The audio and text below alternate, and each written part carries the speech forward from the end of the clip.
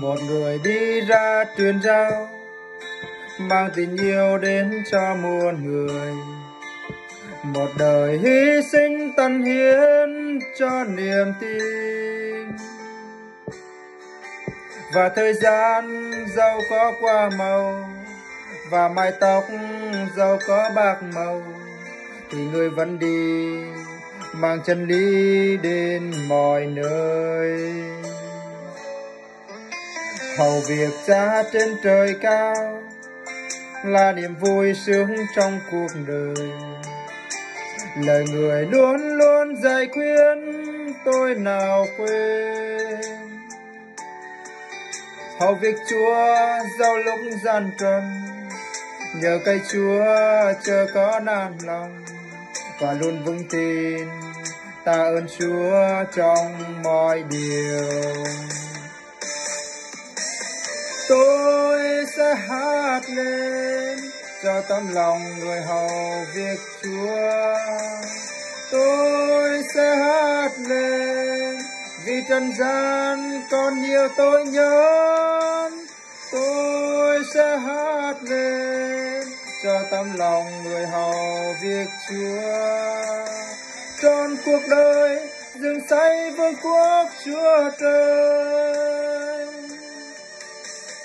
Tôi quyết mãi khắc ghi lời dạy dỗ trong trái tim này. Nguyện xin Chúa Cha luôn ban phúc cho người bình yên.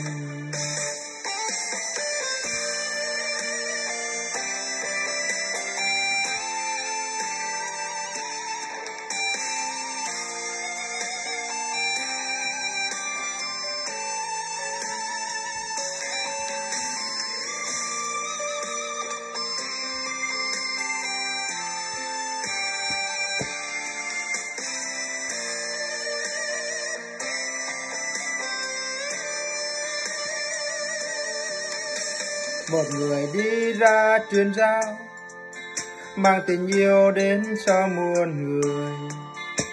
Một đời hy sinh tận hiến cho niềm tin. Và thời gian dẫu có qua màu, và mái tóc dẫu có bạc màu, thì người vẫn đi mang chân lý đến mọi nơi. Hầu việc Cha trên trời cao là niềm vui sướng trong cuộc đời. Lời người luôn luôn dạy khuyên tôi nào quên.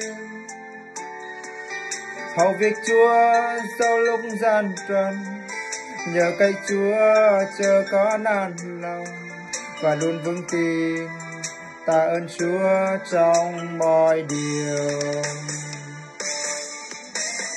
Tôi sẽ hát lên cho tấm lòng người hầu việc Chúa. Tôi sẽ hát lên vì trần gian còn nhiều tội nhân. Tôi sẽ hát lên cho tấm lòng người hầu việc Chúa. Trọn cuộc đời dựng xây vương quốc Chúa Trời. Tôi quyết mãi khắc ghi lời dạy dỗ trong trái tim này. Nguyện xin Chúa Cha luôn ban phúc cho người bình yên. Tôi quyết mãi khắc ghi lời dạy dỗ trong trái tim này. Nguyện xin Chúa Cha luôn ban phúc cho người bình yên.